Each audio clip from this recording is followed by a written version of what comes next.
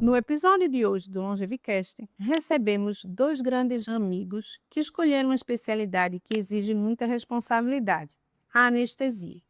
Para isso, vamos conversar com a doutora Alena Queiroz, médica anestesiologista, graduada pela Universidade Federal de Pernambuco e cooperada da Cooperativa dos Anestesistas de Pernambuco. É preceptora da residência médica desde 2001 e anestesiologista do RIOF, Neuro, Santa Joana, Memorial São José e Fundação Altino Ventura. E o doutor José Antônio Neto, médico anestesiologista, graduado pela Universidade de Pernambuco, anestesiologista do Instituto Materno-Infantil de Pernambuco e do Hospital da Restauração, ex-diretor tesoureiro e ex-presidente da Cooperativa dos Anestesistas de Pernambuco. Vamos conversar muito sobre as verdades e os mitos da anestesia e como isso esclarece muitas dúvidas sobre o tema. E com vocês, doutora Alena Queiroz e doutor José Antônio Neto. Mas antes de tudo, quero agradecer a nossa patrocinadora, a Fórmula. A Fórmula é uma rede de farmácias de manipulação com 36 anos de história. Hoje, conta com mais de 100 lojas em todo o Brasil, oferecendo soluções em saúde personalizada, desenvolvida com qualidade e rigor científico, unindo ciência, cuidado e inovação, sendo referência para médicos e pacientes que buscam segurança, bem-estar e resultados. E todos os inscritos no nosso canal terão uma condição especial. Acesse o Instagram da Fórmula e entre em contato com os consultores. E seus medicamentos serão entregues com segurança para todo o Brasil. Sejam muito bem-vindos a mais um episódio do Longevicast. Meu nome é Daniela Gouveia de Mello, sou médica e esse é um espaço reservado para a gente conversar sobre medicina, saúde, estilo de vida e longevidade. E hoje o nosso episódio é sobre anestesia e seus mitos e verdades. Vamos receber hoje dois grandes anestesistas e muito amigos, doutora Alena Queiroz e doutor José Antônio Neto. Sejam muito bem-vindos, Alena e Zé Antônio. É um Brasil. Obrigada, Dani, pelo convite. Nós vamos começar hoje conversando não sobre anestesia. Vamos conversar um pouquinho sobre vocês. Então, a primeira pergunta que a gente sempre faz aqui é a Alena, que é a lady de hoje. Vamos começar por Alena. Ladies first. Exato. Alena, quando você era criança, o que é que você pensava em si? Gente, Eu fui lá embaixo. foi lá, né, bem passado. Mas assim, o que eu tenho de lembrança, eu queria ser aeromoça. Não sei se tem alguma coisa a ver, de repente comparam muito a anestesia com, né, voo de avião, aterrissagem, decolagem, sei lá. Mas eu queria ser aeromoça. E aí só depois, quando adolescente, começou a passar a gostar mais de, sei lá, biologia, química, física, as matérias que tinham a ver com a área de saúde, eu resolvi que ia fazer medicina. Aí, da medicina, Exato. Como surgiu a anestesia? eu entrei querendo fazer pediatria.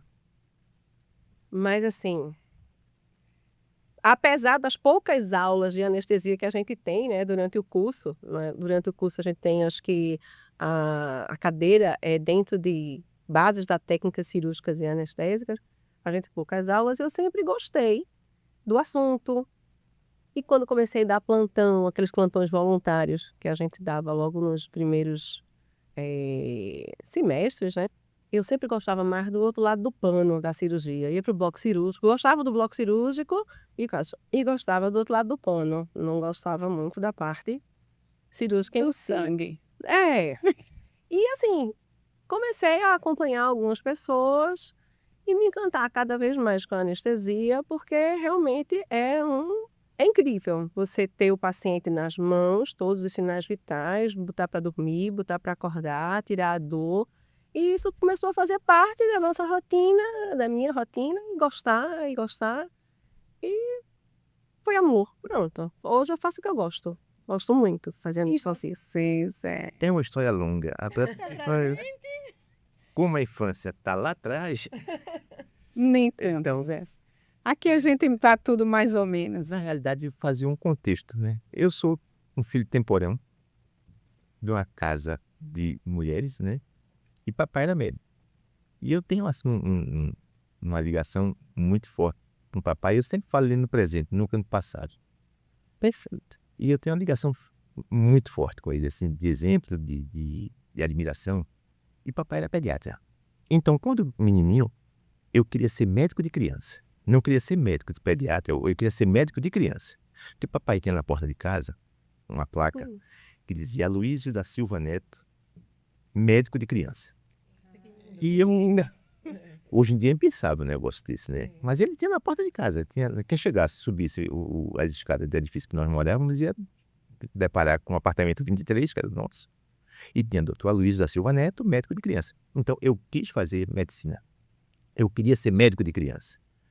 Isso mudou um pouquinho ao longo da adolescência. Eu achei que fazer engenharia eletrônica era bacana, porque eu acho que a gente viveu o boom de eletrônica, né? Então, assim, eu acho que criança, menino, olhava para aquilo e achava aquilo meio desafiador e eu queria ser engenheiro eletrônico, primeiro outra coisa, né? Mas falou mais forte a ideia de fazer medicina. Por exemplo, de papai, e eu digo sempre, a minha irmã do meio é médica e eu convivi durante a minha adolescência. Como eu sou temporão, então ela estava já na faculdade e eu estava ainda no ginásio, aquele negócio todo, né, caminhando. E eu via, quando ela chegava em casa, nós tínhamos o hábito de almoçar juntos, e Solange contando o que tinha feito, a evolução da enfermaria, as aventuras, do dia a dia dela na faculdade. Aquilo começou a mexer comigo e foi mexendo, eu fui me empolgando. Então eu digo que assim, eu tenho duas grandes inspirações: meu pai e minha irmã do meio. E aí fui para a faculdade. Eu passei na faculdade. E eu cheguei assim, disse, bom, aí a essa altura do campeonato eu disse, não quero, como se o papai tivesse me dado uma surra de estetoscópio. Eu disse, não quero de jeito nenhum fazer pediatria. E pensei em anestesia no começo, bem no comecinho. Mas ele foi passando pelas cadeiras, aí eu me empolguei rápido. 15 dias eu me empolguei como obstetrícia. Pensei em cardiologia. Passou por todas. Passei por tudo. E assim, me empolguei muito, assim, fiquei muito balançado com oftalmologia, que eu achava a oftalmologia muito bacana, assim, muito, muito interessante. O consultório, as manobras, os exames, eu achava aquilo tudo muito legal. Mas quis o destino que eu tivesse contato com pessoas que faziam anestesia, e eu comecei a fazer anestesia na faculdade ainda, comecei a acompanhar anestesistas, e isso foi começando a consolidar a vocação. E eu sou muito feliz. Eu costumo dizer que eu não me imagino. Hoje, quando eu fico pensando assim, o que é que eu podia ter feito? Nada diferente. Então, se eu começasse, desse uma rebobinada na minha vida e voltasse ao momento de decisão, fatalmente eu decidiria igual. Embora hoje seja muito mais difícil para quem começa do que foi para nós. E eu tenho uma curiosidade, viu, em relação a Solange, a doutora Solange, sua irmã. Quando eu estudava no Damas, acho que as meninas estudaram. Me subi para lá. E tinha um momento, acho que era no segundo, era terceiro ano, em que foi proporcionado para a gente o contato com alguns profissionais de diferentes profissões, para você até saber, entender e escolher o que ia fazer. E Solange apareceu lá e levou a gente para o HR. Primeiro contato que eu tive no hospital público do HR foi a doutora Solange, a irmã do doutor Zé Clinton. Ou seja, quase não tem fantasma. Então, deixa eu ver que coincidência. É assim, para quem não sabe, eu também sou anestesista, né? Tem algumas pessoas que vão nos ouvir ou ver. Eu também sou anestesista. Comecei pensando, como eu já disse em outras vezes, eu pensava em ser arquiteta. E decidi de última hora, disse não, eu vou fazer medicina. Mas eu tinha familiares médicos, né? Então, assim, a vida da medicina era muito... Meu pai não era, minha mãe não, mas tinha tios, primos, todos médicos. E eu acho que isso influenciou muito. E no decorrer da faculdade, eu gostava muito de centro cirúrgico, mas não queria fazer cirurgia, porque eu não queria ter a vida do cirurgião. Eu achava que não era para mim. Mas ficou muito diferente, não, né? Não ficou. Então, aí escolhi fazer anestesia. A gente tem 20 e muitos anos Isso. e 21 pontinhos de vida de anestesia. E há algum tempo, como vocês dizem que amam anestesia, eu amo anestesia. Mas, há algum tempo, eu vinha vendo que me faltavam algumas coisas. E eu comecei a mudar. Na minha cabeça, a presença das doenças prévias, meu pai com uma doença, um câncer, que faleceu, minha mãe desencadeando um Alzheimer, e eu comecei a ver o que seria de mim, né? Então, isso fez com que eu me dedicasse, realmente me debrucei em livros, em cursos, pós-graduação, e hoje, você disse que seu pai cuidava de criança. Hoje, eu acho que eu cuido de gente. Então, assim, eu estou super feliz. Não tiro a minha anestesia, minha experiência com anestesia de forma alguma, mas essa é uma fase que é totalmente nova para mim, no sentido de que eu estou entrando. Já tem alguns anos isso, né? A Alina já presenciou muito eu fazendo e eu conversando com as pessoas. Eu sou conhecida nos hospitais como a médica que conversa sobre alimentação, atividade física, longevidade. Então, assim, eu sou parada. Quando eu estou no Hospital do Câncer, eu sou parada no hospital. Doutora, isso, como é que eu faço? Já não como anestesista. Já não como anestesista. Eu ainda estou no Hospital do Câncer, mas na imagem, não estou mais dentro de centro cirúrgico. Estou só na imagem. Porque eu não quis me afastar totalmente. Não é uma coisa que acho que eu não quero me afastar, mas... É um amor antigo, né? É um amor antigo, mas esse amor novo é maravilhoso. Então, assim... E, além de tudo, está me trazendo isso aqui, começando um podcast, conversando com colegas, trazendo a longevidade para dentro das clínicas da anestesia, da vascular, de dentro para a UTI, e trazendo a UTI para dentro da longevidade. Então, esse podcast, o objetivo maior é esse, trazer A interação, né? a interação, integrar a medicina que a gente chama clássica, que nada mais é do que a nossa medicina, com essa fase nova, que é a longevidade, a saúde, a prevenção, para a clínica da gente, né? Que a gente ainda faz. Mas, já falei muito de mim, agora vamos falar de anestesia. Tu conta pra gente o que é a anestesia, quais tipos de anestesia, basicamente, a gente tem. E se a anestesia... Se a gente escolhe a anestesia para a cirurgia ou a cirurgia escolhe qual anestesia vai ser feita?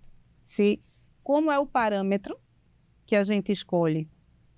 Qual anestesia a gente vai fazer naquele paciente para aquela cirurgia? Eu acho que é um conjunto de fatores. Acho que vai do paciente, do procedimento e até de quem vai realizar o procedimento. Aí você tem que fazer um bem bolado, né? Você tem que misturar isso tudo e dali você escolher o que vai se acomodar melhor ao conjunto da obra. Não sei se você concorda, Alina. Não, completamente. A gente, na verdade, quem escolhe a anestesia, a princípio, deve ser o anestesista. Agora, baseado em quê?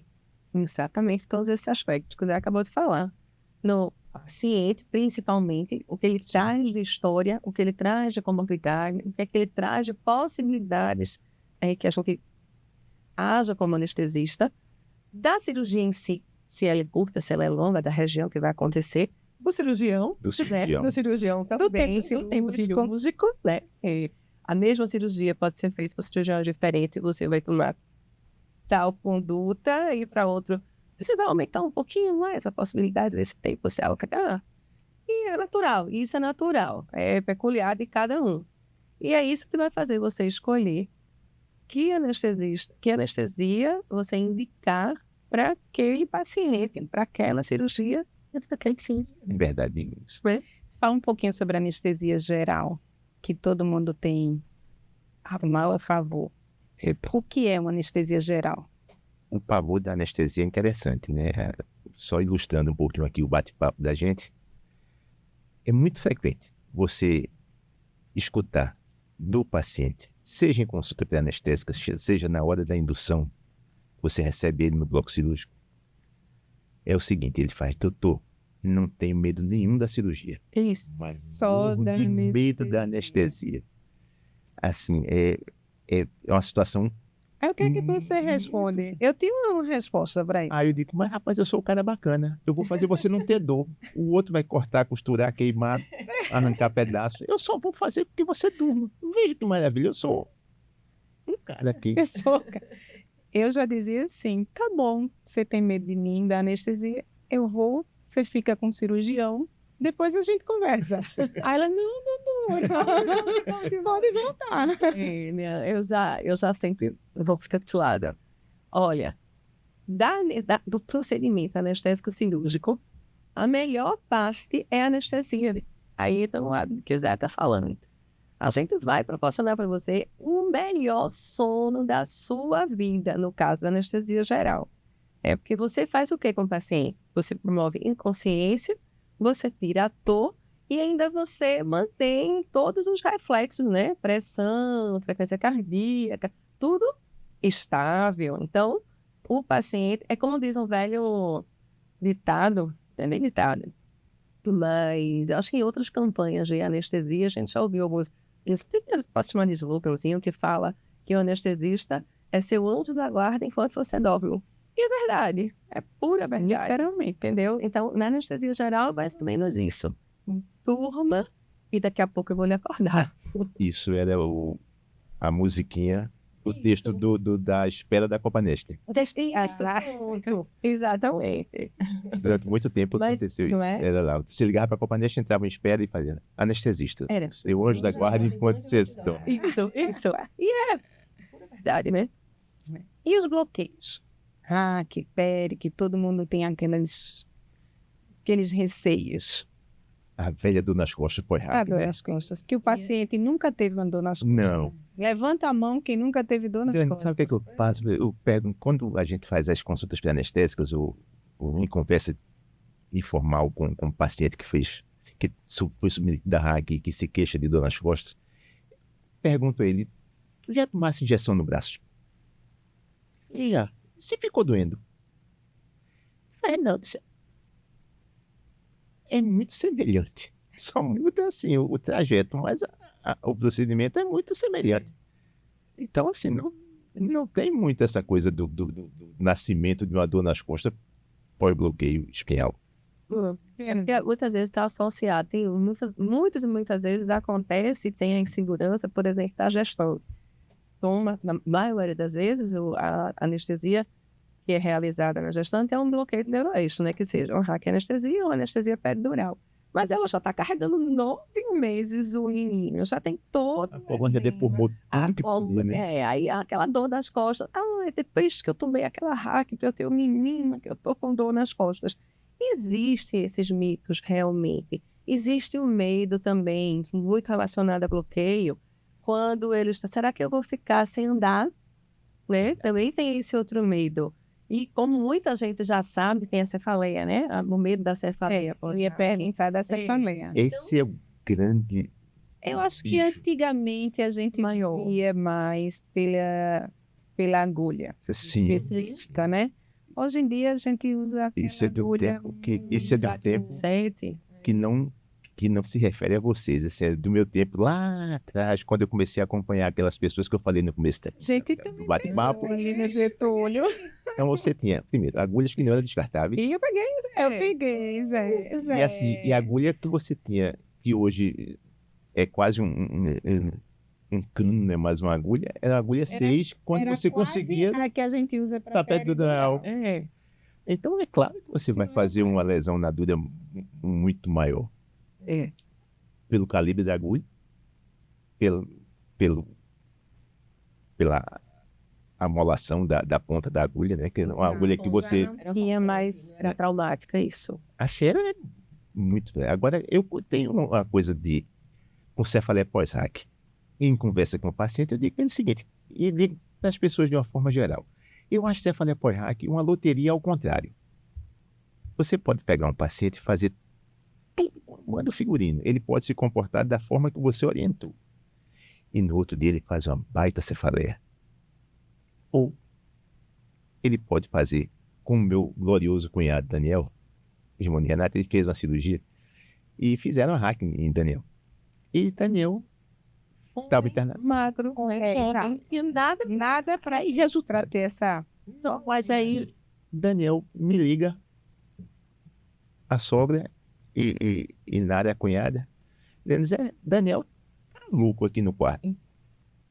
Daniel, ele fez eu quero crer que ele deve ter feito uma reação paradoxal ao dormir, e ele estava ensandecido. Ele estava andando de um quarto para lá para cá, agarrado com soro, foi pro banheiro, voltou, pulou na cama. E eu disse, Daniel, tu vais ter amanhã, a cabeça vai explodir, deita. E ele não aceitou, até que melhorou. Sum. E, para surpresa, Daniel não teve nada. Nem lembrava do que tinha acontecido. Então, o que é que isso me fez criar o conceito de uma loteria ao contrário? Assim, na verdade, está relacionado com técnica, sim, mas eu acho que é muito mais uma situação incidental do que uma regra ou uma coisa que você possa manusear. Acho que é muito pouco ligado hoje com os instrumentos que a gente tem. Eu acho que ela é muito pouco ligada à execução. É mais uma situação, acho que, do paciente em si. Às vezes existe um perfil, né, de pacientes que realmente eles são mais suscetíveis, né? Sim. Que são as mulheres, jovens, gestantes, na maioria das vezes, que essas seriam mais suscetíveis a ter realmente a cefaleia pós-hack. E às vezes nessa você usa até uma agulha 25 hoje, né? E não tem. E de repente outra você vai que não tem nada desse perfil, faz uma Agulha com 27, 25 é a mais grossinha. A 27 é a mais fininha. fininha. Exatamente. Faz que hoje são todas condutas atraumáticas e esse paciente vai ter a cefaleia. Bom, de qualquer forma, tudo tem que ser feito de maneira ascética, né? Dentro do bloco cirúrgico, com um profissional qualificado, que é o anestesista, exatamente, tomando todos os cuidados. Monitorizando. Todos os cuidados, exatamente. Sim. E vai uma anestesia, estava pedindo para diferenciar, e diferente da hack ou da anestesia geral, ela vai bloquear de uma certa região do corpo, né? Do abdômen para baixo, digamos assim, a maioria das vezes. E então ela anestesia segmentar, né? Na anestesia geral você dorme, que muita gente às vezes faz assim, eu não vou dormir com a raquianestesia. Não, você vai dormir, porque normalmente a gente associa uma raquianestesia a uma sedação. O paciente, muitas vezes, antes de submeter ao procedimento, ele toma, a gente pega uma veia, a gente monitoriza, pega uma veia. Então, na borrachinha do soro, como eu já aviso, é uma picadinha só que você vai lembrar. Sim. Depois disso, acabou. É na borrachinha do soro. Na borrachinha do soro, você toma uma medicação que é um ansiolítico, na maioria das vezes o famoso Dormoide, que vai quebrar essa ansiedade, dar uma certa esquecimento, né? Dá uma amnésiazinha daí por diante. E aí fica mais confortável e você vai, de todo jeito, após a anestesia, a gente aumenta a sedação que você dorme. Que às vezes a gente pergunta para um paciente com uma consulta pré-anestésica, você já se operou antes? Já me operei. De que foi? Aí ele diz, sabe dizer que a anestesia tomou? Não, doutora, só sei que eu dormi. Então, Que é uma maravilha. ótimo. Foi ótimo, né? Bem, graças a sucesso. Não sobrou trauma, né? Sucesso. Então, com anestesia geral ou com um bloqueio, você pode dormir. A diferença é que na anestesia geral, você vai ter outros, né, processos, outros bloqueios que você vai ter que tirar do paciente, deixar ele completamente motorizado, anestesiado, como é que eu digo? Um bloqueio muscular, né? Ligado à parede, Respiração assistida. assistida controlada, a mecânica, né? E Na sedação. bloqueio, na anestesia ou na peridural, você também pode dormir, mas vai ser só com a sedação, onde você vai tomar a medicação, que vai ter um relaxamento, um soninho gostoso, mas já está respirando espontaneamente. E também não impede de a gente fazer uma anestesia combinada, né? Às vezes a gente precisa até para a hack fazer analgesia, Analgesia para pós-operatória. perdurar. Espetacular. Eu adoro, sou fã número 1. Fazer anestesia combinada, peridural com geral. Que inclusive Eu que acho hoje espetacular. é uma coisa que eu tenho observado um bocado, com a ideia do passar do tempo, né? Então você muda um pouquinho a forma de trabalhar, então eu comecei a trabalhar em sala de recuperação. Fala um pouquinho o que é uma sala de recuperação. É aquele lugar que você vai depois da anestesia, né? Terminou a cirurgia, terminou o procedimento, cerrou a anestesia, então você vai para lá para continuar com a monitorização, por conta da possibilidade de recirculação, de proteção. Então você passa mais 1 ou 2 horinhas ali com um profissional habilitado para tomar conta de você. E aí eu comecei a notar uma coisa, que hoje a analgesia de pós-operatório ela é muito interessante. Era uma coisa que antigamente incomodava bastante os pacientes. Hoje, com as medicações que são usadas, com as técnicas que estão disponíveis, você tem uma melhora espantosa na qualidade do pós-operatório imediato. É muito interessante. Muito interessante. Essa é uma coisa que Dá uma estabilidade para o paciente. eu acho que é um conforto muito bacana. Porque aquela coisa que eu acho que o medo da cirurgia, ele passa muito pelo medo da dor, do desconhecido, claro, mas o medo da dor. E a dor hoje, ela tem um controle muito interessante. Você tem hoje especialistas em dor. Exato. E eu acho, assim, uma área relativamente nova da anestesia e que traz um patamar de conforto, de qualidade para o paciente muito alto. Isso é uma coisa que eu tenho observado nas salas de recuperação. Tem desbloqueio não só de neuroeixo, né? Peridural, como desbloqueio do periférico. Exato. E aí hoje, inclusive, guiados por ultrassom, para a gente ter uma segurança maior. A gente faz a quantidade menor de anestésico, que é colocado através do guia do ultrassom, né? Ele consegue guiar você para chegar próximo ao nervo e você colocar o anestésico. E dá uma duração de analgesia, uma duração sem dor no pós-operatório, que é o que você está falando, que é espetacular. Então, a anestesia é incrível. A analgesia é muito modal, né? Agora conta para mim o dia a dia de vocês dentro de um centro cirúrgico. Já mudou tanto. Atualmente, vamos lá. Mudou. Dani, eu já passei por uma outra coisa, né? Eu não posso deixar de falar aqui e ter uma gratidão enorme pelo meu mestre, né, maior na anestesia, que é meu amigo de coração, que é Dr. Enio Laprovícara. Eu não podia sair daqui sem falar nele. Com certeza. E ele sempre foi um defensor de que a anestesia devia ser sempre realizada em dupla, em grupo, em dupla, porque a gente tem uma especialidade, assim, um tanto quanto solitária, né? E aí... bastante. E aí, ele sempre defendeu isso e sempre trabalhou em grupo. E trabalhava assim. Sempre, a vida toda. Então, nós já fomos grupos de 2, de 3, de 4, de 5, depois voltou para 4, 3 de novo, mas sempre dessa maneira.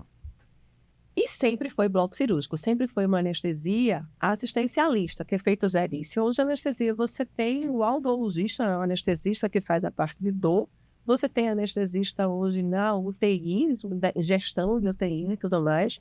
Você tem o anestesista que só faz pré-anestésico, tem gente que faz muito, né, consultório de anestésico. Tem o anestesista assistencialista, que é aquele que vive fazendo o bloco cirúrgico diariamente, que é mais um do que eu já deixei um pouquinho. Você já está literalmente atrás da cama. Eu já estou na longevidade. De muita coragem, que eu já lhe disse uma vez, mulher de muita coragem. Pronto. E nessa história de ser anestesista, eu sou mais um anestesista assistencialista mesmo de bloco cirúrgico. E aprendi muito isso com o Dr. Enio. E a gente trabalhou muito tempo em grupo. Hoje em dia, existem muitas amigas em que não... Existem, inclusive, cirurgias que então, tem que ir, né? De dois. Anestesistas, que são cirurgias mais longas, ou cirurgias de bebezuto, deve ter feito muito. Cirurgias da Nilo mesmo, que cabiam 2 anestesistas, cirurgias de gastroplastia, eu já trabalhei sempre Bariátrica, bariátricas, sempre foi assim. Mas na maioria das vezes você faz sozinho, né? Então você chega, acorda, chega cedo. Aliás, começa com o contato na consulta pré-anestésica com o paciente. Então você pode fazer presencial ou fazer por teleconsulta. Já junta aí pra gente e conta assim, o que é a consulta pré-anestésica, para que serve essa consulta pré-anestésica? Porque o que é que a gente imagina? Que o anestesista nunca viu o paciente. E em alguns casos acontece, né? Ainda pode acontecer, Então, ainda conta- pode. Eu acho que a consulta pré-anestésica, só tomando um pouquinho, depois levou a palavra, Não, à vontade. eu acho que a consulta pré-anestésica, ela serviu para tirar o anestesista do anonimato. Porque, assim, não é infrequente você perguntar ao paciente, quem foi teu anestesista? Ele fica, não sei. Chegou, que era. O anestesista era aquele médico que chegava na cabeceira do paciente, quando ele entrava na sala, dava bom dia, boa tarde, boa noite, E dava boa noite, Cinderela. e dava uma boa noite nela, né? E acordava, alô, fulaninho, acorda, tá bem? Hoje, recuperação, no passado, apartamento, e ia embora. Então, ele ficava assim, era um camarada meio à parte da equipe cirúrgica, né? Então, eu costumo dizer para as minhas pacientes, os pacientes de consulta pré-anestésica, que mais do que checar exame e conhecer a patologia do paciente, eu acho que a consulta pré-anestésica é o momento de criar ponte, de você criar identificação, de humanizar Anestesista. e trabalhar, inclusive, aquela coisa do medo da anestesia. Porque isso eu consegui ver na prática, porque durante muito tempo eu relutava muito em fazer consulta pré-anestésica. A gente entendeu muito. E eu tenho, assim, eu sou, apesar de falador, eu sou muito tímido. E eu achava, Ninguém acha isso. pois é, mas eu sou meio no meu ambiente eu sou bacana. Quando eu me sinto no Confortável. meu ambiente eu falo. Eu Na brinco, sua zona de conforto tá ótimo. Mas assim, o consultório é uma coisa diferente, é uma experiência diferente. Você passa a ser o foco da atenção. E eu relutava muito na ideia de começar a fazer o consultório, os consultas pré-anestésicos. E comecei a fazer por exigência de Renata. Certíssima. E eu tenho que Nossa, dizer a vocês assim, que a mudança é absurda. É verdade. Nossa, o paciente chega na sala, já é um amigo, assim, ele já chega, sabe quem é que você já conversou, contou para ele mais ou menos o que é que ia acontecer, né? Digo sempre assim, passou um trailer da filme que ele vai vivenciar ali, e ele chega assim, Mais tranquilo. muito mais tranquilo, muito mais acessível. E assim, e muitos deles assim, depois voltam e perguntam por você na consulta pré-anestésica. Então eu saí de ser um anônimo para ser alguém lembrado e assim, vamos chamar aqui, com uma certa gratidão, um carinho pelo paciente. E isso a gente constrói Nas consultas. nas consultas. E era porque- isso que eu sentia muita falta. Porque, na verdade, assim, durante o ato, a conexão é zero, né? Não tem conexão. Então, na pré-anestesia, na consulta, você cria essa identificação com o paciente. Então, você trabalha com alguém que não é um completo desconhecido.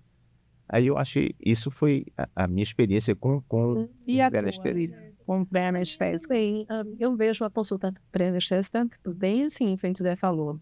E, inclusive, mudou para mim, porque como a gente trabalhava muito tempo em grupo, o número de cirurgiões que a gente chegava a trabalhar, porque a gente em grupo não conseguia ter muitos cirurgiões que trabalhassem com o nosso grupo.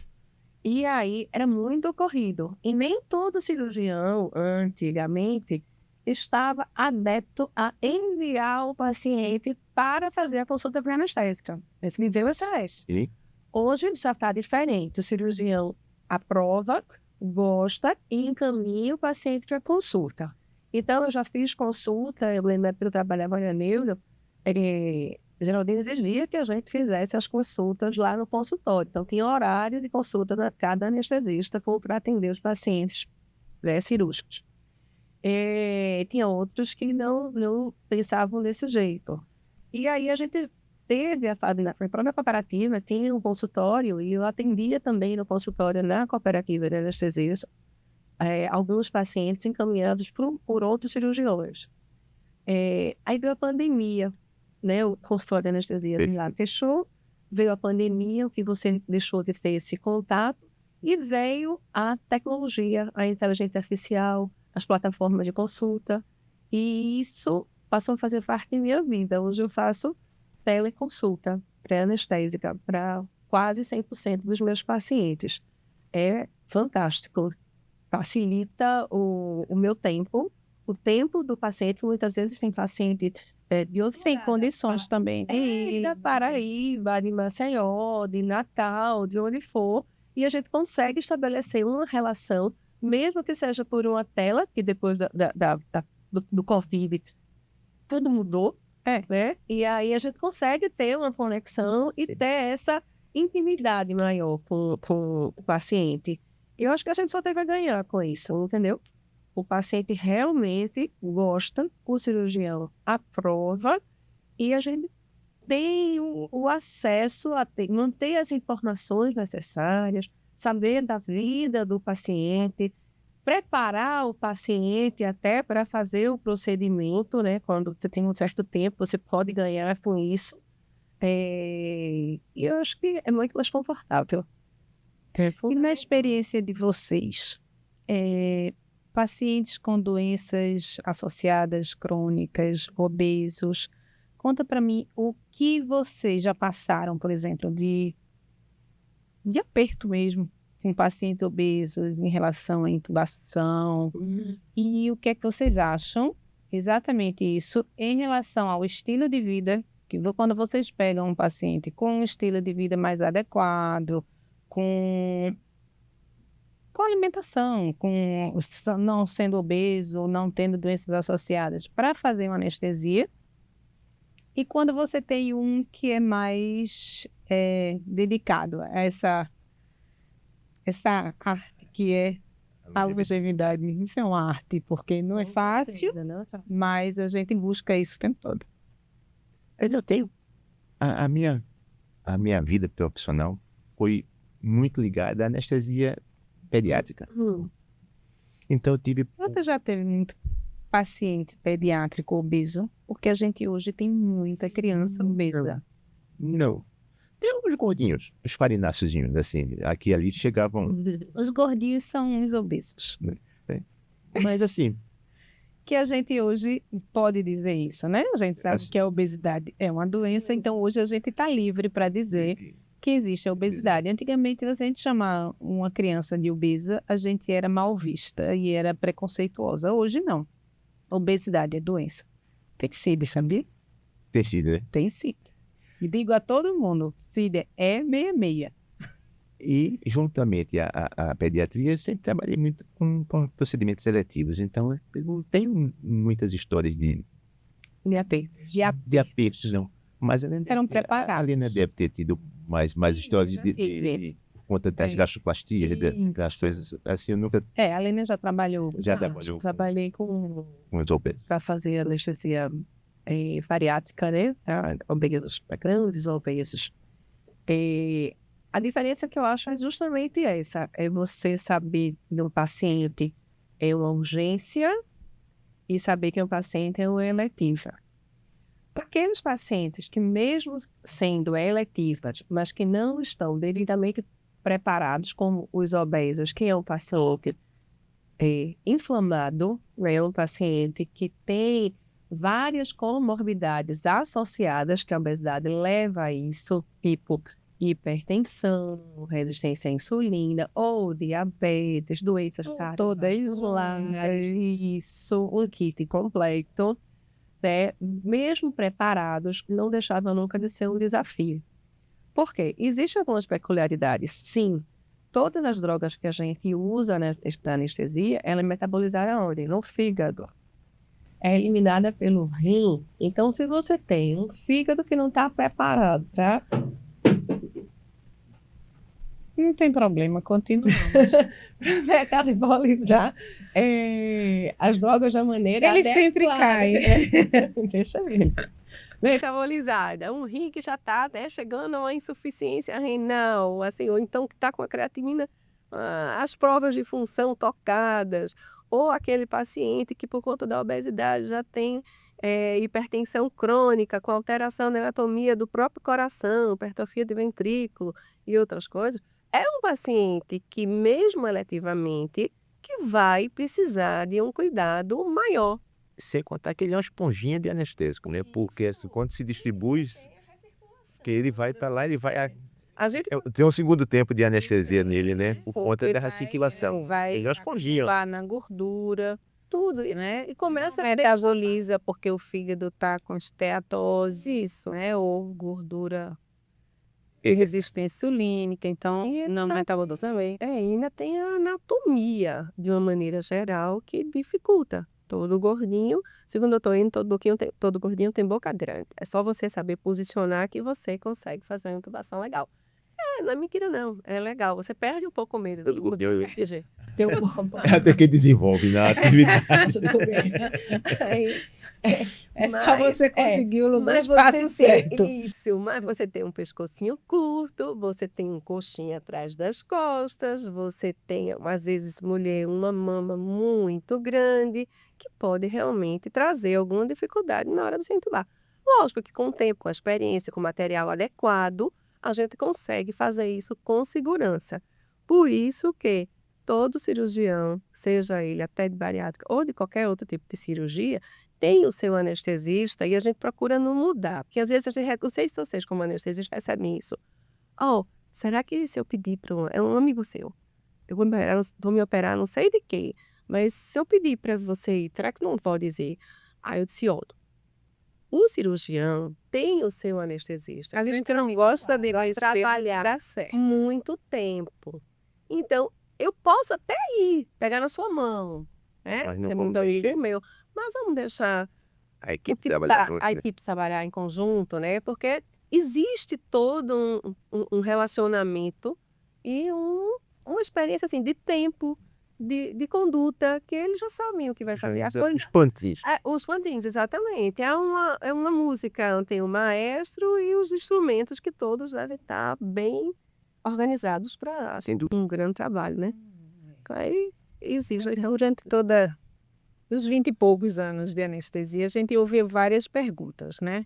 Então, algumas a gente respondeu durante as conversas, que aí não vou repetir, mas é aquela principal. Eu vou acordar durante a anestesia? Você já ouviu algumas Sim. vezes, né? E se eu ficar dormindo, né? E se eu não acordar? E se eu não acordar? Aí, como é que a gente faz para a gente explicar isso como paciente? Olha, o risco de você acordar durante a anestesia é muito, muito raro. Aliás, toda, como é que eu posso dizer, percentuais ligados a complicações anestésicas, graças a Deus, são assim, 0,001, 0,00003, 000. Isso considerando-se, será que eu vou acordar? Será que eu vou ficar paraplégico? Será que eu vou não acordar? Né? Depois, são riscos que são muito raros, muito pequenos. Estatisticamente improvável, né? Isso. Mas não é seguro que já deve Lembra? E pode lembrar, durante o ato, tem pessoas que dizem que A consciência Existe. transoperatória, né? Existe. E para isso, hoje, a gente, graças a Deus, temos tecnologias que monitorizam, fazem um compilado de eletroencefalograma que a gente consegue controlar essa superficialização, profundidade anestésica. Então, é mais seguro, né? Então, hoje, o que é que a gente tem que lembrar? O que é que tem que pensar? Você vai precisar fazer uma cirurgia. Você vai para o médico que você escolheu, que você confia. Aquele médico vai chegar para você e vai fazer uma indicação pesando risco-benefício. Sim. Não é isso? Então, tudo hoje é pesado risco-benefício. E o benefício sempre deve ser maior do que o risco. E para isso, a gente tem, além de toda a tecnologia, a gente tem uma equipe consciente do ato e que está preparado para tratar você da melhor maneira, proteger você dessas coisas, né? Usando técnicas e conhecimento, encontrar aqui, e segurança, ciência certa jogou muito. confiança. A ciência jogou muito a favor da gente, né? Então a gente evoluiu do éter, da máscara do Obedânico, do éter, Eu fui engano. botando, hein? Eu também. Não, Peraí, essa- não, é Entrando, eu peguei também. peguei também. Não, eu não peguei éter, não, pelo Peguei amor o de Deus. assim. finalzinho. Não, éter, não, éter. Ah, Não é éter, não. Éter não sabe. Não, éter, não, mas estou falando do seguinte, a anestesia veio do éter. Sim. Hoje a gente trabalha do éter e do estetoscópio, da mão no pulso, o estetoscópio. Aí você tem o desenvolvimento de novas drogas que são muito mais seguras, de eliminação muito mais rápida, né, com menos efeito colateral. E, sobretudo, você tem o desenvolvimento de aparelhos de monitorização. Então, como a Lena disse, você saiu de um estetoscópio no pré-corte, de um esfigmomanômetro, você tem hoje um monitor de coluna. Então, você vai hoje, tem um computador que toma conta da frequência respiratória, da pressão arterial, da saturação de oxigênio. Eu me lembro muito que o meu trabalho de conclusão de curso da residência foi oximetria de pulso. A diferença, para saber se havia diferença do valor da oximetria, da saída do paciente do bloco cirúrgico, da chegada dele na sala de recuperação. E o grande problema para fazer esse trabalho era a oximetria de pulso que não tinha nos hospitais.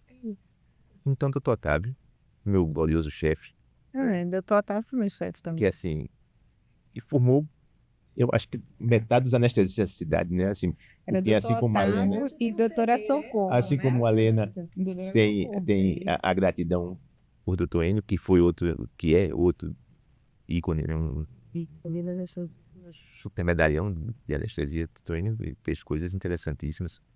E na época que não tinha a disponibilidade de tecnologia que a gente tem hoje, né? E o doutor Otávio também fazia coisas do Arco da Velha, né? E eu entendi. E você fazia. Assim, Não existia nem a possibilidade de ter o oxímetro. assim, aí veio o oxímetro. Então o doutor Otávio comprou um oxímetro, voltei a coisa, repescando.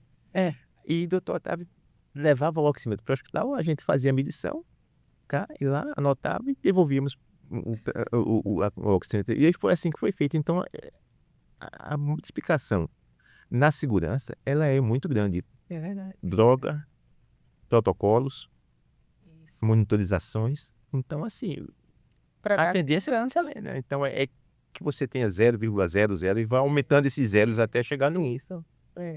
Não é? Então, assim, hoje é muito tranquilo, mas é tranquilo para a gente que está no dia a dia. Para quem está indo para a cirurgia é um evento especial, né? O que é a nossa rotina é um evento especial para ele. O paciente sempre vai ser 100%, né? A gente tem que pensar nisso, que o cuidado é individual. Aquele 00001 é 100% E para... pode ser 100, né? Exatamente. E a gente não pode esquecer que a gente tem tudo isso, mas nada disso funciona se não tiver um anestesista treinado que possa usufruir dessas informações, porque antigamente a doutora Socorro chegava na minha residência, tínhamos monitor, oximetria, que a gente já tinha, hein? Já tinha, né? Já tinham comprado, né? Eu já tinha. E aí ela chegava, a gente lá com o paciente, aí ela chegava junto da gente, tudo bem, tá tudo bem, aí tá tudo bem. Ela desligava o monitor, oxímetro.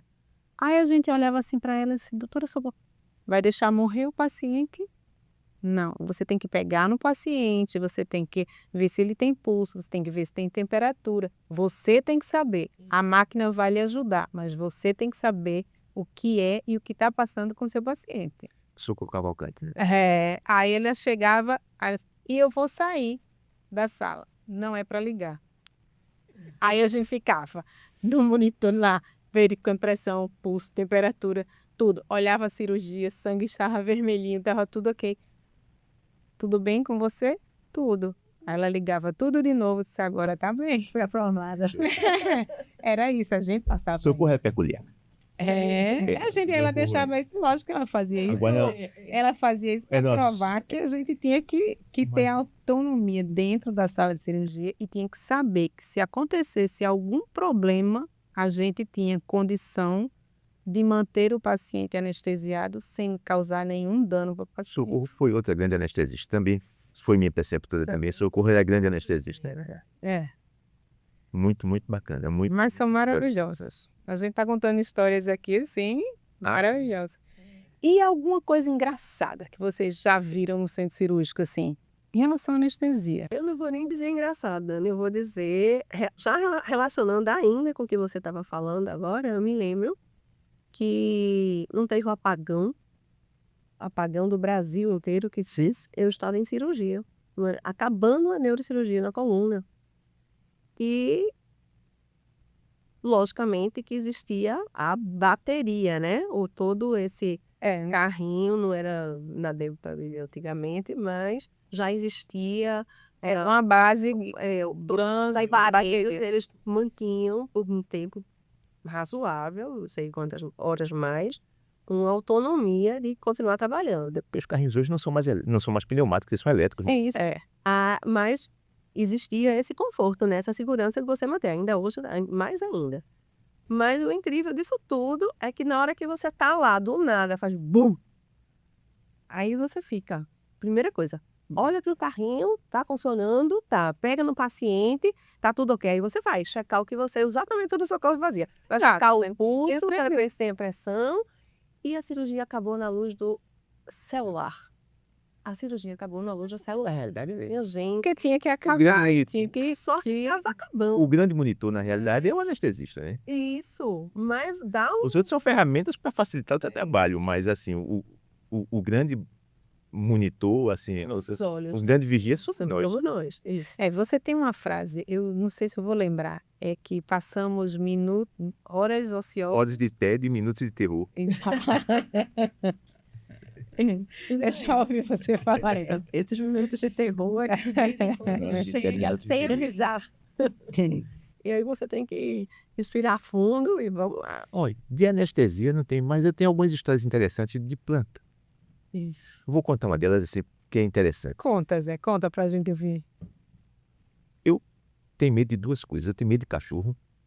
Muito, muito medo de cachorro. Seja ele Lulu da Pomerânia, dog alemão, quer que seja. Assim, eu tenho medo de cachorro. O dono diz, não morde, não adianta. Ele tem boca e é racional. Ele tem boca, dente e é racional. Não, então, não curto. Morro de medo de cachorro. E tenho medo de alma. Eu morro de medo de alma. E aí, um belo dia, estava de plantão na DR e fui no 7º andar, onde fica a diretoria. Fui pegar alguma coisa no alojamento dos residentes, assim, um amigo de um dos residentes de lá, e eu colocava algumas coisas no alojamento deles. E aí, lá vou eu. Então, o andar da diretoria, alojamento de residente, não tinha ninguém na diretoria, não tinha ninguém na residência, era um plantão noturno. E a casa das máquinas dos elevadores ficava no andar de cima e a zoada, né? E eu entrei no corredor. E eu fui pro corredor. Aí quando eu cheguei no começo do corredor, um negócio branco lá no fim do corredor, né? E disse, não, se controle. Aí eu fui andando. E eu andando. E aquele negócio chegando mais perto de mim. Eu digo, meu, eu que danado é isso? Eu fui, mas aí eu fui corajoso, né? Assim, eu disse, eu vou. Aí eu continuei andando, aí quando chegou na pé, aí eu descobri o que era. Na verdade, era meu reflexo. Meu Deus. Era meu reflexo na porta de vidro. Então, veja bem, de noite, num hospital, um queixo branco lá na frente, zoada, esquisita, Eu sozinho, foi uma situação. Era você com você mesmo. É mesmo. Na verdade, ela é minha alma que estava lá do outro lado. Ah, certo. Foi essa daí. Agora, e conta alguma do cachorro? Não, de cachorro, eu levei uma carreira sem Lula Pomerânia.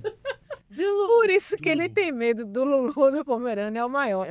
É seu trauma. Meu compadre Ferraz, que também é anestesista, a gente tem Intimidade. uma Casa em casa em Serrambi, no mesmo condomínio. E ele tinha Nino Ferraz, que era o Lulu da Pomerânia, endiabrado.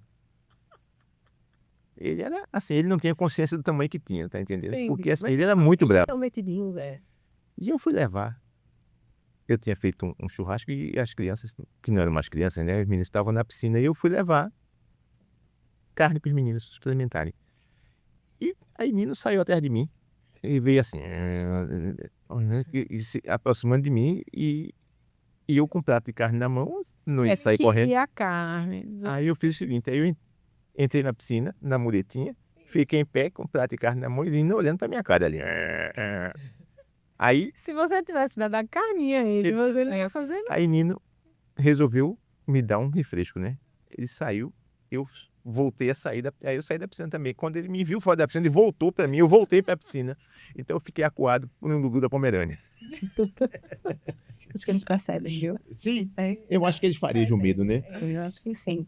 Agora ele era um cachorro muito bonitinho, mas era muito brabo, assim, Bonitinhos, são bonitinhos. bonitinho, mas ordinário. Sem vergonha, me deu uma carreira.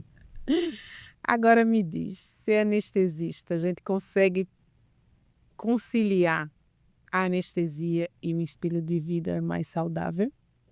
Tentamos, né? Tentamos. Eu que numa profissão consigo fazer exercício. Vou fazendo exercício, tentando pelo menos 3 a 4 vezes na semana. Muito bem. Doutora Lina tá no páreo. Mas confesso que Mas Zé tá olhando pra mim meio atravessado. Eu vou me abster. não sou toda semana, não. Mas assim, quando não vem da semana, eu entro no final de semana. Mas estou fazendo. E já faço há algum tempo com professor, com personal. Porque se não tiver personal, eu não vou. Não. Ele tem que me chamar, tem que me cobrar. Como é que é? Amanhã? Qual é a hora? Você corre Faz risco de se machucar. quanto? Não sei, tem coisa que eu não quero vem de aprender, sabe? Bota o peso aqui, diminuindo. Personal, Professor, um orientador, um treinador é muito importante. Porque a gente não pode começar sabendo tudo, né? não. Então, assim, a gente às vezes vê o coleguinha assim que passa fazendo, já tem há anos na academia. Aí o nosso coleguinha vai, ele nada muito, passa lá meia hora nadando. Aí vem um desatento e diz, não, eu consigo nadar mais rápido. Eu sou. Aí dá lesão de tendão, lesão no ombro, Você tem que coisas assim. Você não está treinando para competir, né? Não, a gente está treinando Para viver, mas para viver melhor. melhor, mais saúde. E a alimentação de vocês? Zé, Vou me abster pela segunda vez. Zé vai se abster. Zé, a gente vai ter que conversar. Eu acho que vamos ter que virar foca, Zé, eu e tu. Zé, tu entra no Foca no entra anestesista. Foca no marido. Foca no anestesista. Eu vou focar nos anestesistas agora, porque eu acho que... Tu entra no foca no marido, foca nas meninas. A gente tem foca nas meninas. Ali entra no Foca nas Meninas, você entra no Foca nos Maridos, vai ser companheiro do meu marido. Meu marido já perdeu 31, Bruno, é assim, Eu encontrei alguns deles. né? Eu passei, acho que Bruno perdeu, eu saí encontrando alguns. Deve ter passado perto da casa de vocês e Ô Zé, não, ele eliminou, Zé, ele jogou fora, não foi pra ninguém. Se Deus quiser, não bateu em Foi ninguém. pro alto. Você pegou de outra pessoa, dele não, Zé. É difícil, Dani. Na vida que a gente tem, né, como anestesista, como profissional médico de maneira geral, é muito exigido da gente. Horário, que muitas vezes... Disponibilidade. Eu sei que o centro cirúrgico não ajuda muito, a alimentação não é fácil. E você vai Fica estresse, com estresse, não dorme e aí sim, o sono... Ah, Jesus, é capaz. inclusive eu acho que como hoje o hospital é uma via crucis, assim, Eu me lembro que a gente conseguia fazer, lá pela década de 90, a gente conseguia fazer 2, 3 cirurgias de varizes em uma manhã. Hoje é impossível. Fez os protocolos do hospital de limpeza de sala de Da sala, e de- você de- tem que sair da sala, esperar tudo. transporte de paciente, disso, mas então hoje a gente não consegue. Não. Então acho que os hospitais eles criam aqueles centros, os estários médicos com guloseima para você se distrair. Ou você termina Enrolando mesmo. você comendo tudo que tem direito. Então assim, você Mas vai olha, deixa de conversa. você vai rolando a Vamos coxinha de dizer galinha, que a Coca-Cola assim. também tem, Zé, também tem água de coco, Zé, também tem salada. Tem almocinho às vezes. Não em todos os hospitais, mas os que você frequenta tem, Zé. Eu vou fazer uma terapia para virar uma lagarta. Me atracar com a salada verde. Os que você frequenta tem na clínica Renata Andrade Lima. Tem, Zé. Mas tem bolinho também, né? Tem um bolinho, mas a gente vai trocar. Até tem Olha, a gente Tem vai que trocar. vinho. A gente vai trocar o cardápio. Eu fazer Renata um Andrade ajuste Lima, do cardápio. então, né? porque Tem que trazer. a gente, Renata já, sim, mas assim, Renata, a gente tem depois que desse- trazer desse os dois podcast, aqui para a gente mudar o cardápio. mudar né? o cardápio. Pois é, fazer um ajuste. Um ajuste de cardápio. Um ajuste de para cardápio. você entrar em Mas formas, é. eu tenho que dizer que primeiro, eu sou meio formiga. A gente resolve isso, Zé. Eu sou- Foca no marido, eu tá sou- aí, ó. Meu marido perdeu 31 quilinhos, né? E com músculo, viu? E com músculo, né? É. Só não vai estar mostrar o tanquinho Mas assim tão toda rápido. segunda-feira é dia de eu entrar no Pilates. Eu não concretizo. Tu entra e sai, né? Não, Zé? eu não Tu entro. não Eu- chega nem lá. Não, mas eu digo que vou. Já é um. Já é uma partida. Eu demonstro vontade. Vontade, né, Zé? Eu preciso só concretizar o ato, né? E o pior é que é lá perto de casa. Ô, Zé Antônio. Mas eu Quanto preciso. mais Zé Antônio fala, pior fica.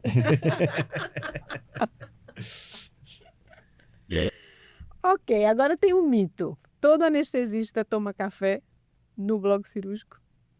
Porque a gente é conhecido. Ei, tem a história do sapato, né? Tomo para gastar Esse- tempo. Mas eu não sou. Para se ocupar. Eu não sou amante de café. Eu gosto de café, mas também não vivo para tomar café. Né? Minha anestesia não depende do meu café, não. Não. O pior mito da anestesia que vocês acham? Assim, pior. A gente conversou sobre vários. Mas o pior que vocês ouvem e Clara Nunes. Clara Nunes, que morreu da anestesia. Morreu dele. É muito citado. Apesar de fazer Muito. Vai ter gente que não vai entender isso, né, Zé Antônio? Mas mas assim, Clara Nunes é estigmatizante. e tu, Helena? Eu não consigo, assim, Uma coisa. Então vamos lindar exatamente. Então vamos mudar. Porque é o conjunto. O medo faz parte do processo. Você tem medo, como já foi citado aqui, do que não conhece. Tem medo do desconhecido. Então, daí, mais uma vez, é importante alertar que marcou sua cirurgia, fale com o seu doutor. Quem é seu anestesista? Ah, eu queria começar. Ele faz consulta pré-anestésica? E isso muitas vezes é quebrado na consulta pré-anestésica, entendeu? Então, vão existir vários mitos, depende muito do que você vai ser submetido. Então, tem esse, não acordar, ou acordar durante, vou ter alguma lesão permanente, né? Ficar paraplégico. Será que eu vou ter dor das Que costas? tudo pode ser esclarecido Isso, numa consulta pré-anestésica. E você vai mais tranquilo. E um paciente, assim, inesquecível, de bonde, outra foi mais trágico que o mais trágico, mas assim, um fato de um paciente que vocês tiveram. Eu sei que você trabalhou muito com criança, mas agora você trabalha. Teve um paciente, Dani, que não foi o paciente, mas Como foi foi uma situação que eu vivenciei que me marcou muito. Era um sábado, eu estava de sobreaviso no IMIP e fui acionado para fazer uma apendicectomia. Fizemos a cirurgia da garota, tudo mais. E quando eu saí, a entrada do bloco cirúrgico, a entrada do paciente ficava na saída do vestiário. O pai dela estava lá fora. Esse senhor me deu um abraço, assim, de agradecimento, que me marcou tanto que, assim, das centenas de apendicectomias que eu fiz na vida, essa marcou, assim. Esse foi um deles. E teve uma situação muito interessante também. Eu estava em São Paulo. Eu acho que é o IT, um negócio desse. O BT. É um bar no JK. E uma senhora chegou e fez: senhor, doutor José Antônio. Eu disse: sou. É que o senhor fez anestesia no meu filho. Aí me apontou o menino dela. E me agradeceu bastante. Isso me marcou. E o terceiro e mais interessante, eu estava aqui no shopping Recife. A gente estava no EC. E de repente entrou uma criança, que é o Dr. José Antônio. Ele disse sim, me deu um abraço, me deu um beijo. Aí vieram os pais dele, o senhor fez anestesia nele para alguma coisa no que eu não me lembro. Foi uma hérnia, alguma coisa desse tipo. E o pai me reconheceu e o menino veio me dar um abraço, me dar um beijo. Isso foi muito interessante. São 3 experiências De reconhecimento. muito bacanas, assim. Quando eu saí de trás da cortininha. Sabe, assim, É exatamente isso. Eu acho que é a parte mais interessante de todo esse relato de Zé é por reconhecimento, que muitas vezes, como por muitos anos, o anestesia até agora também, Nós ficamos atrás, né? animato, né? Então é fácil. Lembra do cirurgião, mas não lembra da anestesia, do anestesista. E quando isso acontece, foi assim. bom demais. Hoje em dia, da própria, conheci até de cirurgião, elogiando a equipe, elogiando a anestesia, Os agradecendo. presentinhos de Natal nunca chegavam pra gente. E eu Sempre ia pro... Hoje já chega, mas sempre era pro cirurgião. recebo de vez em quando presentes. Sim, agora a gente tá... É porque a gente tá saindo da unidade. Eu tô mais ou menos, né? Não tô A mais... gente tá saindo Eu agora da recebo do unidade, dia do médico, não do dia do anestesista. Mas eu acho que, de certa forma, no passado, faltava acolhimento, sim. Faltava. Era uma época diferente, né? Nós éramos pouquíssimos, assim, o corre-corre danado.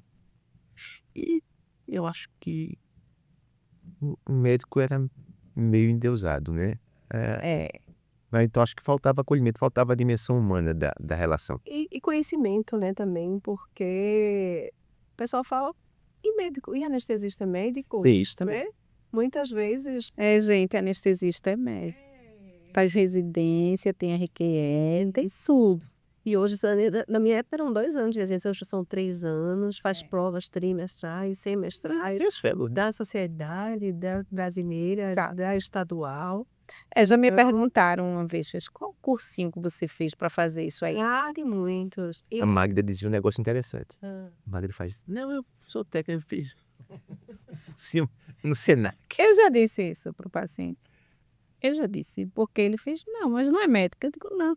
Mas qual é esse cursinho aí que você fez? Ela disse, eu fiz lá no Senac. E 3 meses. Aí ele olhou pra mim e fez, sério? Eu digo, não. Aí eu fui e expliquei tudo direitinho. Mas brincadeira, mas tem que explicar. Lógico. Mas eu acho Porque as pessoas ainda não sabem. Não, Ainda verdade. tem essa...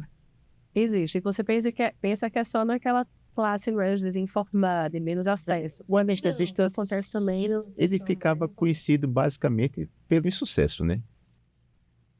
E pouco pelo Muita gente. pelo talento ou pela habilidade. E quando tudo dá certo, Tudo certo. tudo certo, tá esquecido. Quando tá errado, aí Aí ele ficava. tem que Aí ter um culpado. ele era famoso, né? Ele ficava famoso e.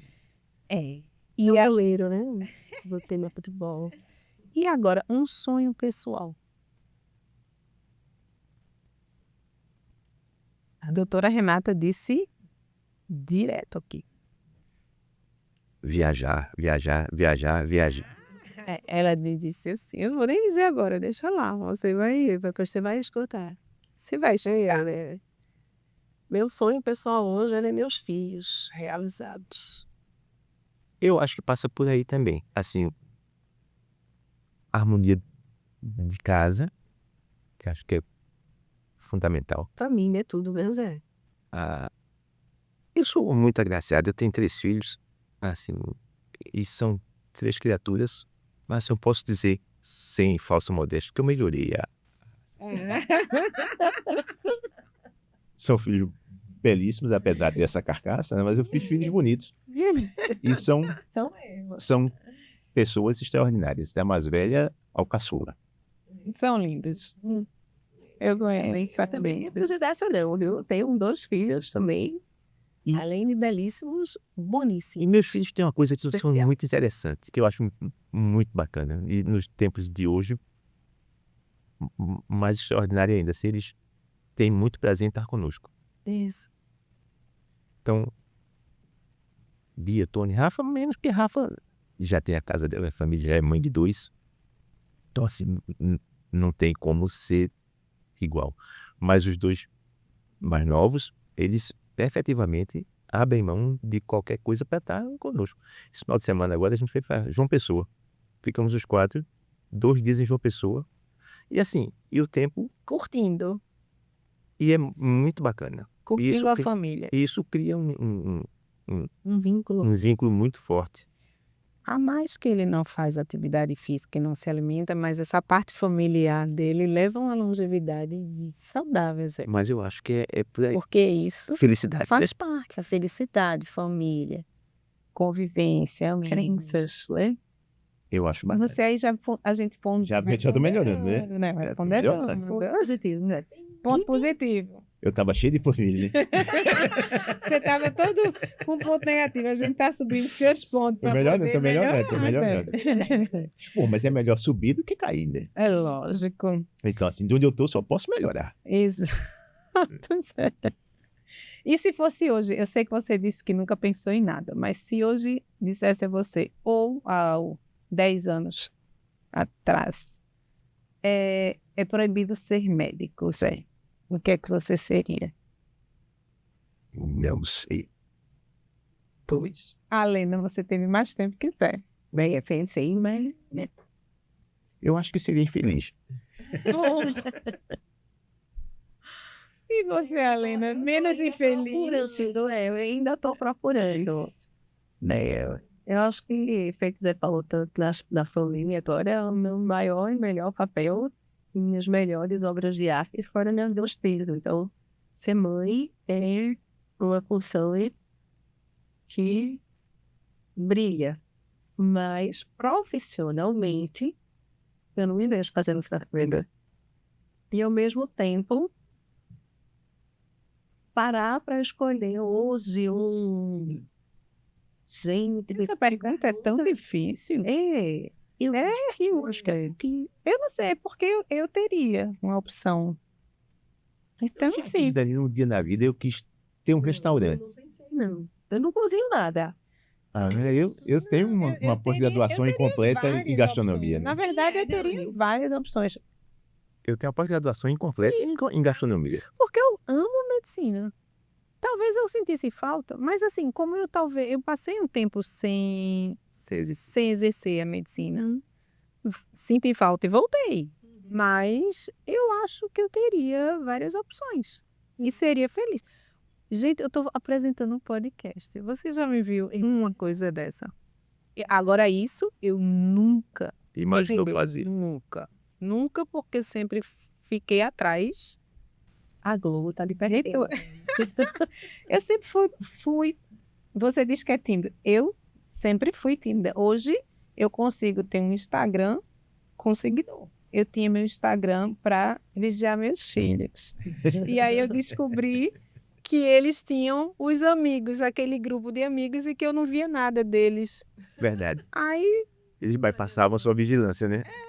então assim, hoje eu consigo me expor, de certa forma, falar aqui, mas nunca pensei. Isso eu nunca pensei. Isso não é fácil. Isso é graças ao meu marido, viu? Mas isso não é fácil, não. Não, eu estou engateando, estou indo, mas a gente tá seguindo. Você aprendeu a fazer anestesia. Aprendi. Você aprendeu longevidade. Você vai aprender a fazer podcast, vai estar fazendo muito bem, você pode. Já tá brilhando. Também você pode estar daqui a pouco dando curso. Não, nem tanto. Bom, Então, eu queria que vocês... a gente está chegando ao final. Eu queria que vocês olhassem para aquela câmera de lá e dessem uma mensagem para quem está nos assistindo sobre o que a gente conversou aqui, sobre anestesia, sobre medos, sobre estilo de vida, para que as pessoas ouçam e fiquem mais tranquilas em relação a uma futura necessidade de fazer anestesia.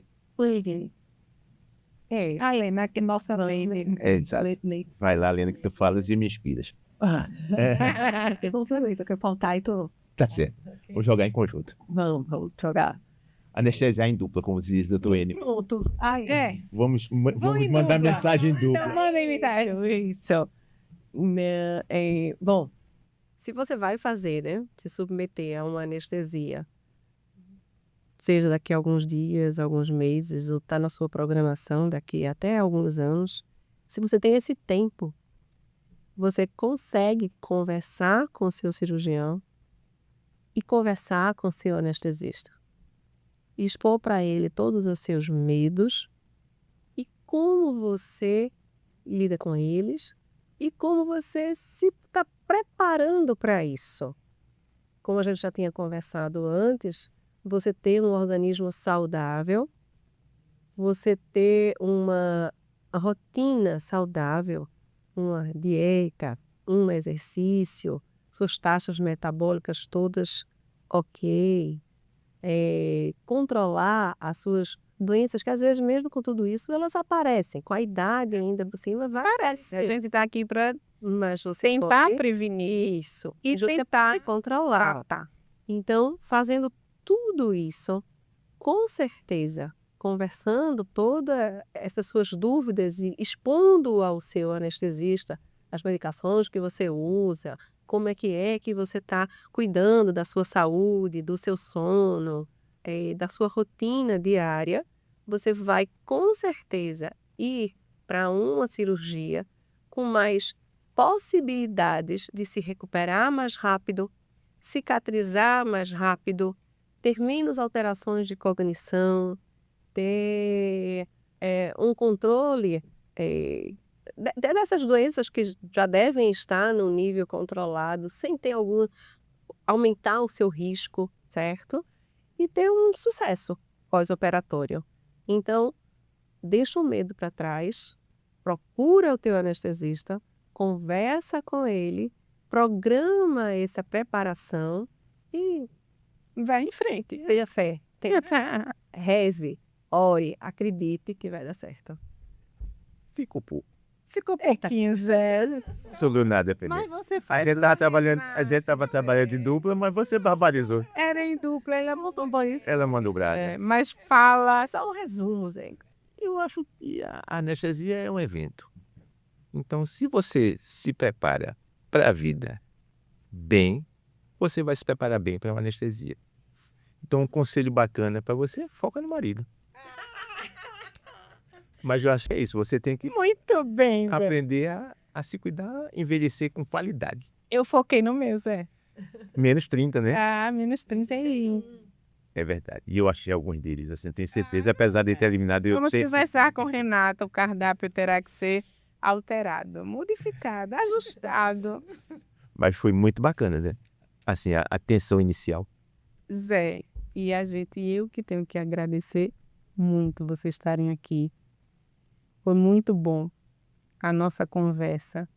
Não foi a conversa que a gente pensava que ia ser de bar, né? Foi num podcast, mas foi divertido, Foi bacana. foi bacana. Eu espero E muito, muito obrigada por vocês terem vindo e expor para as pessoas o que é anestesia e, de repente, diminuir esse receio, o que se fala de anestesia, porque não por eu estar em longevidade, a anestesia está em mim.